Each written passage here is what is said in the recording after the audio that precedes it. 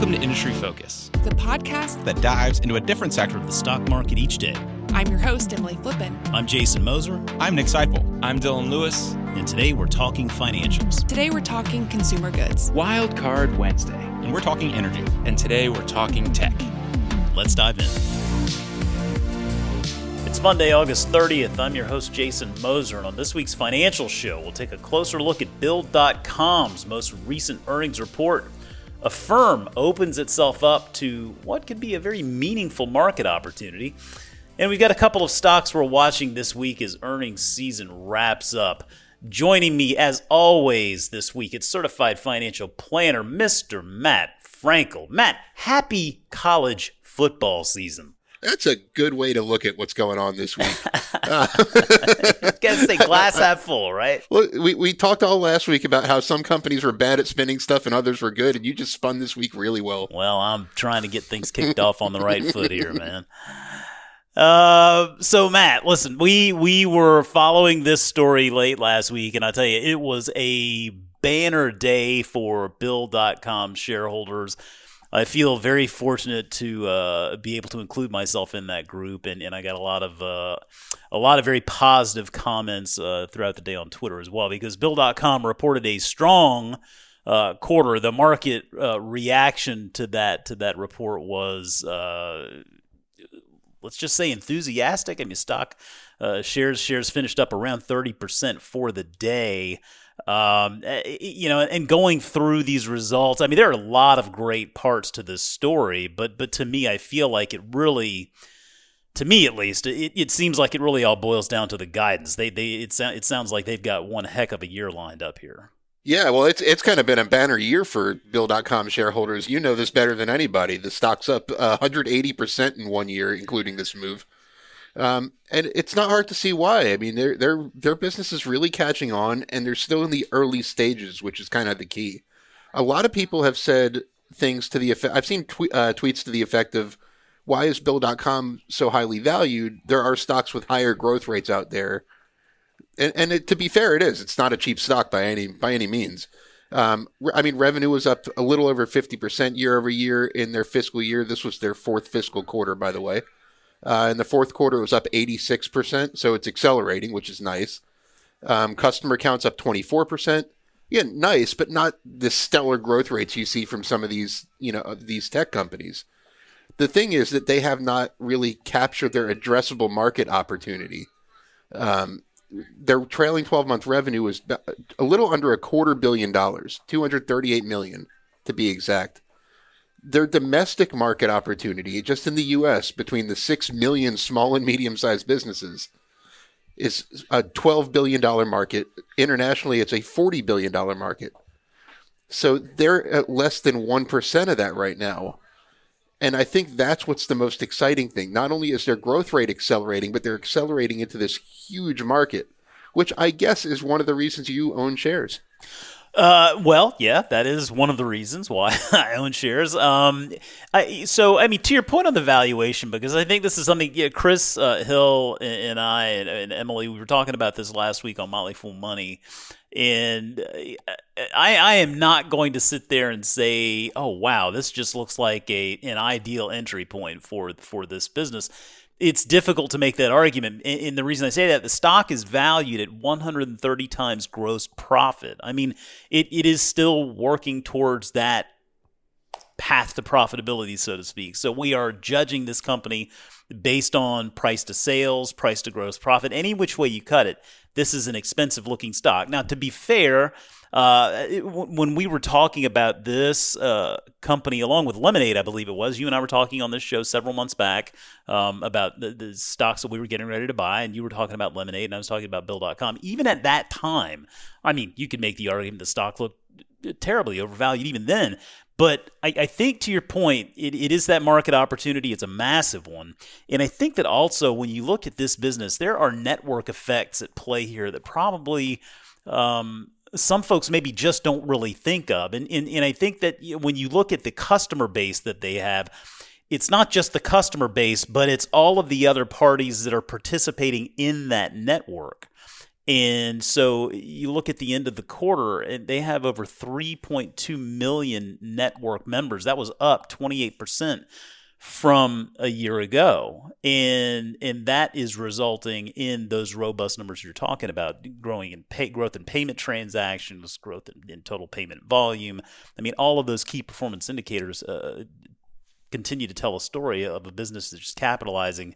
I guess that makes me want. I mean, where do we go from here? I mean, we're seeing some acquisitions, aren't we? I mean, they're making a couple of acquisitions along the way to maybe expand that market opportunity. Yeah, and that's a big part of this thesis. I'm really glad you brought that up. They have I saw in their quarter they had the 124% net dollar retention rate, meaning their current customers spend more and more over time. So it's not just that 21% customer count growth. Their customers are spending more, and it's because they're finding more value in all of the services that Bill.com offers. And that's just going to grow over time too. And this is kind of where I think of Lemonade. I love that comparison. Lemonade's numbers look terrible if you just look at it on a valuation basis compared to where they are right now. Even including some of their growth, it looks very overvalued for an insurance company especially. But you look at some of the adjacent products and services they can offer and how they're going to go into auto insurance, which isn't reflected in their results at all at this point. Just kind of with Bill.com, they mentioned one statistic. You have any idea what the business-to-business payment volume around the world is right now? I don't, but I have a feeling you're getting ready to tell me. I am. Good intuition there. It's $25 trillion. Wow. That a lot of companies don't make anything from. And the process of getting money from a business to a business is clunky in a lot of cases. Yeah, it is. It is. If you think of, how many invoices, end up in just someone's email, then they have to wait till that person opens their email, and then they have to, wait till that person's payroll department or their accounts payable department gets a check in the mail. It's just a clunky process and a lot of room for improvement, and that's a huge, huge opportunity to really kind of capture some of that. And that's really where Bill.com adds value. And it's all these adjacent value-adding products and services they can bring to the table. Yeah. I mean, you had the acquisition of Divvy, which it's a $2.5 billion deal. They've closed on that acquisition. Divvy ultimately helping companies focus on business spending management. And I've always compared that to another company in this space, Coupa Software, which if you like Coupa, then I think you'll understand at least the potential there with that Divvy acquisition and why Bill.com made that move. And then in July, they also announced that they will be acquiring another little company called Invoice2Go, which is a mobile-first accounts receivable solution. It's used by more than 225,000 small businesses around the country. And that's a much smaller deal, $600 and some odd $1 million acquisition there. But when you put those two together, Bill.com is guiding for 100% revenue growth this coming year. Now, that's not going to be fully organic, right? Part of that is these acquisitions. So I guess a question I have for you, generally speaking, as an investor, how do you view companies that are using the strategy of growth via acquisition? Clearly Bill.com is growing organically, right? That's not really an issue. It is making some acquisitions along the way, but it doesn't seem like those are really acquisitions meant to shore up weaknesses in the business. It seems like these are acquisitions meant to expand the market opportunity. How do you view businesses that make acquisitions in order to keep that growth accelerating? Well, one recent example I know is Square. They're acquiring Afterpay, and it's not to shore up their existing business. They're not in the buy now, pay later business. It's to provide an adjacent an adjacent service to their ecosystem of 40 million users in the Cash App. So it's really I think of it kind of in that context. And this is kind of this is how you're going to keep that net dollar retention rate at 120% or higher, is by acquiring businesses that kind of add on other things to your business. This is what's going to fuel Square's growth. They're not buying it just so they can add Afterpay's customers to their client base. They're adding it so their existing 40 million customers use what Afterpay has to offer. And that's kind of where Bill.com comes in. You mentioned 3.2 million people in their network. So every time they add one of these incremental businesses that does something different, that's something that could eventually be applied to their entire customer base and generate growth in that way. Which, I mean, we mentioned that I think Square's Afterpay, the price they're paying, $29 billion is a lot. But I could be wrong if that adds that much value to their existing business. Yeah, I mean, and that's just it. I mean, that remains to be seen, of course. I mean, I think we had talked about that Square deal before, and I think there was probably a time component there that played into that offer. But generally speaking, I mean, to your point, I mean that just cannot be overstated. The value in that network, and when you make these acquisitions and you can plug those ancillary services and those value-added propositions to that massive network. I mean, we've seen it in social networking, for example. I mean, obviously Facebook being the shining example, and I mean, I would even look to a company like PayPal as having done the same sorts of things, and so it just really goes to show if you have that growing network of users, I mean, the acquisitions that are not meant to necessarily shore up a weakness or something that you're doing poorly, but rather opening up additional market opportunities. I mean, it requires a little bit of patience still. It requires a little bit of a leap of faith, but I think you can look at those types of companies that are making those acquisitions. I think you can look at them a little bit differently, right? I mean, I understand folks who don't like businesses that grow via acquisition, but those are not all created equal. Yeah, for sure. And I mean, at some point you really kind of have to, don't you? Well, I mean, at some point, I think you're probably right. I mean, there's only so much you could build out in an existing line of business. There's a finite market opportunity everywhere. And part of growth into a giant market opportunity like Bill.com has is to kind of show what value you add.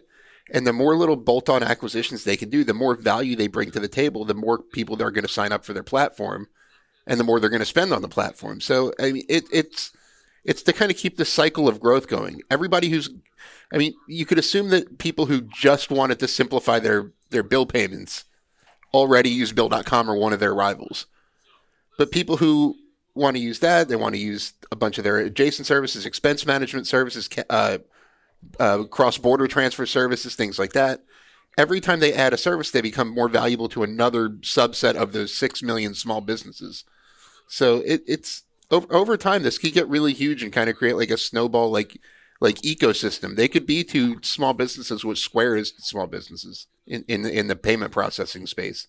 Well, Matt, before we jump into our next story on Affirm, we have a little bit of breaking news here as we're recording, and we won't dig too much into this, but it is something I'd like to at least get your thoughts on, because I think it goes back to what we were just talking about here, in the value of bringing these new services to these big networks of users.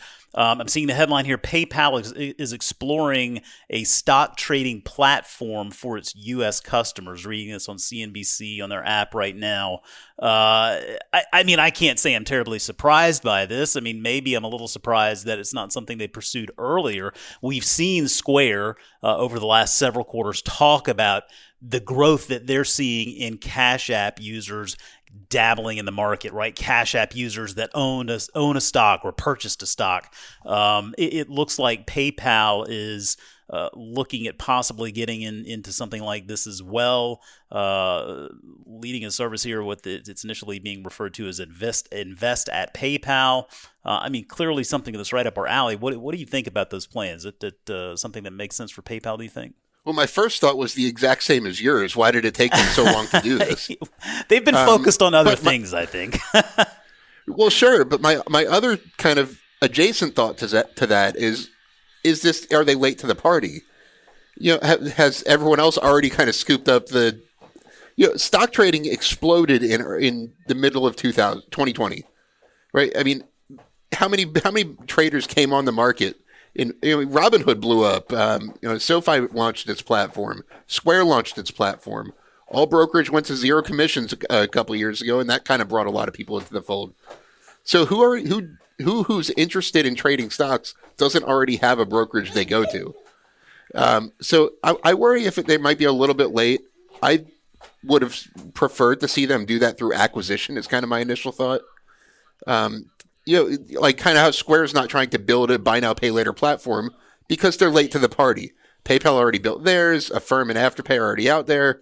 So they went and acquired someone who already existed to kind of, make up time for being late to the party. PayPal's late to this party, I think, and I think they have an uphill battle ahead. Their advantage is their massive customer base, especially on Venmo.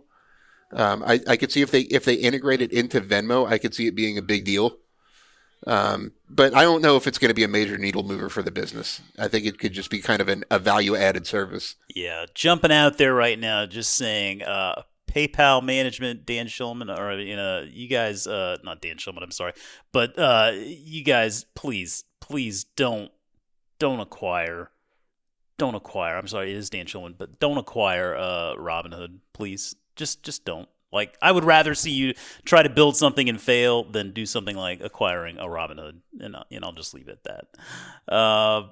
Matt, there is another company out there today having a really, really good day. And I mean, when I say a really, really good day, I mean, I'm talking about stock up 44% as we're talking, as we speak. Affirm, we saw the headline come out at the end of last week. Affirm has forged a relationship, a very important relationship, or a potentially very important relationship with Amazon.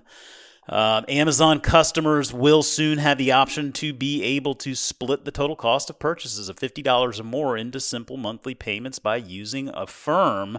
What do you make of this headline? I mean, this is a big reaction for Affirm, and probably a little bit of an overreaction, considering this is just something that's getting some traction here. But given what we know about Affirm, given what we know about its reliance on another big customer, this is definitely just what the doctor ordered. Yeah, well, as you kind of alluded to, their big customer is Peloton, and this couldn't have come at a better time. Peloton, if you have been following, just slashed the price on its bikes, lowered its sales expectations. It's really kind of a great time for this to have happened. And Affirm, you mentioned the stock is up. I think it was 44% right before I popped on here. It's still about 33% below its 52-week high. So this isn't like a Bill.com that's been on a tear for a year and then shot higher. It's just making up some lost ground. So that's point number one. Amazon, this is kind of they hit the lottery in terms of companies that buy now, pay later providers were pursuing. We mentioned when we talked about Square's acquisition of Afterpay that Amazon was part of their universe, but that was part of Afterpay's app. Afterpay would allow people to split Amazon purchases on their own app. This is Amazon's first direct partnership with a buy now, pay later provider. Why is it important? Other than the fact that Amazon's just huge, this is a huge needle mover for the company. I was reading that if they can get 1% of Amazon's North American sales volume, 1%, that would add 10% to Affirm's revenue right away. Yeah. That's 1%. Yeah. Right now, 9% of all e-commerce sales globally are bought through buy now, pay later. That's why this is such a red hot space. So if they can get 9%, the current market size, if they can get 9% of Amazon's sales volume, I mean, that would double their revenue virtually. So it's a big deal. Yeah, it does have a lot of potential there. And I tell you, when I first read this headline, the first thing I thought of was, I knew that I had seen some form of installment payment option on Amazon before. I mean, I've never used it, but I just knew I had seen it. So I went to go look again to see exactly what I was remembering. And so what they have essentially is just it's pay over the course of 6 months, for example, interest-free with your Amazon Prime Rewards Visa card. So they do have an installment payment option for certain products on Amazon, and that's just something that they run through their Amazon Prime Rewards Visa card. And I mean, I guess the next logical question is, well, why not just continue to pursue that? And I think ultimately, at the end of the day, this is just about more choice. It's giving your customers more options, and I think from that perspective, I mean, it's a no-brainer for Amazon. You're just giving your customers more choices. But for Affirm, I mean, this is absolutely this is just a massive win for a business where I think a lot of folks have looked at businesses like Afterpay and Affirm and thought, well, those are features that other bigger fintech type companies could just introduce to their platforms, and certainly we saw Square go ahead and make that acquisition of Afterpay, and the natural conversation beyond that was, who do we think might acquire a firm? But maybe this buys a firm a little time to try to make it on their own.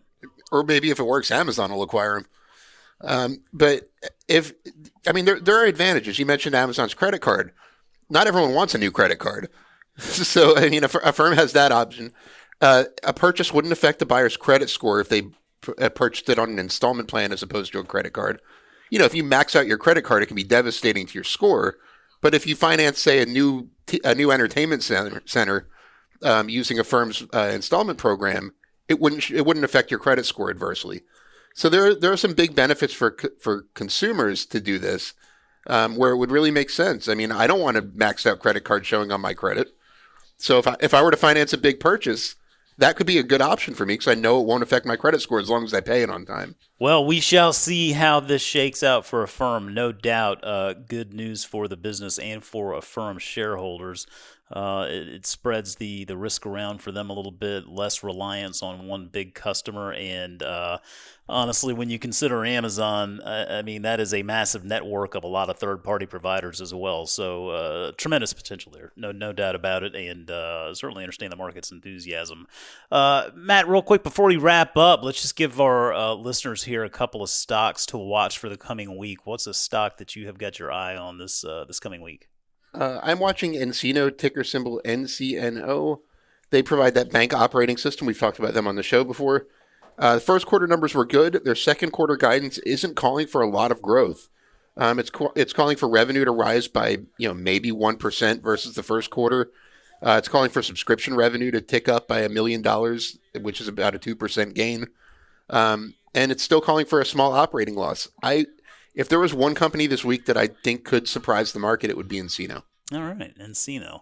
Well, I'm going to keep an eye on DocuSign as we're wrapping up our earnings season, and DocuSign reports on Thursday after the market closes, ticker DOCU. DocuSign seems to have a pretty good track record of under-promising and over-delivering. They're calling for revenue growth this quarter of 40 to 42%. Wouldn't shock me to see them exceed that. Billings growth, they're guiding for 35 to 38%. And billings is always interesting just because the actual numbers in billings and the guidance for billings can come there's some timing issues there. They can be a little bit lumpy, and it can create it can make the market maybe think there's some problems there that aren't really actually there. So it's always worth keeping an eye on those billings numbers because that can open up a little bit of a window of opportunity sometimes. But I just thought it was really impressive. Last quarter, they saw customers with an annual spend greater than $300,000. That customer base grew 42% from a year ago. So clearly they are doing something right. They just crossed the 1 million customer mark, and they continue to grow those big spending customers as well. So looking for hopefully another very good quarter from DocuSign, one that we enjoy following here in the Foolish Universe, one that has performed very well for a lot of our listeners and members alike. But those are the companies we'll keep an eye on. Matt, I think that's going to do it for us this week. I appreciate you juggling everything that you got going on this week and being able to find the time to join us. Of course. Hey, that's what we're all doing these days. Right, so that's right. We do what we can. Well, that's going to do it for us, folks. Remember, you can always reach out to us on Twitter at MF Industry Focus, or you can drop us an email at industryfocus@fool.com. As always, people on the program may have interest in the stocks they talk about, and the Motley Fool may have formal recommendations for or against. So don't buy or sell stocks based solely on what you hear. Thanks, as always, to Tim Sparks for putting the show together for us. For Matt Frankel, I'm Jason Moser. Thanks for listening, and we'll see you next week.